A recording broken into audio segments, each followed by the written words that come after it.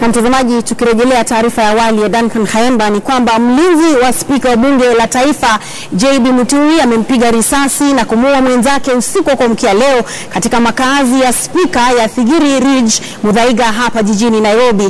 Spika Muturi na familia yake hawakuwepo wakati wa tukio hilo. Duncan Khaemba anaarifu kuhusu tukio hilo lisilokuwa la kawaida. Mauaji hayo ya mapema alfajiri yalifanyika katika makazi ya spika Muturi ya Thigiri Ridge hapa jijini Nairobi.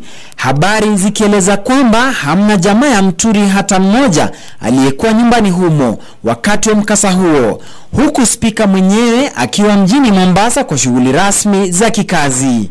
Yasemekana mhasiriwa alikuwa katika eneo maalum ambapo wao huketi wanaposhika doria akiwa anasikiza mziki kwenye tarakilishi, ili hali mwenzake aliyekuwa amechukua zamu kupumzika kwa saa kadhaa alipomvamia ghafla na kumiminia risasi 3 kifuani na kumuua papo hapo. Maafisa wakuu wa polisi waliozuru eneo la mkasa punde wanasimulia kwamba kulikuwa na dalili za mvutano baina ya wawili hao kabla ya mauaji hayo kutekelezwa.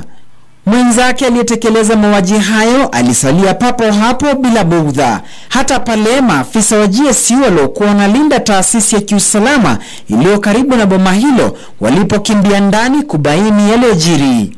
Mshukiwa ametiwa mbaroni huku uchunguzi ukianzishwa, nayo maiti ya mhasiriwa ikipelekwa katika hifadhi ya maiti ya City. Shown on the order paper.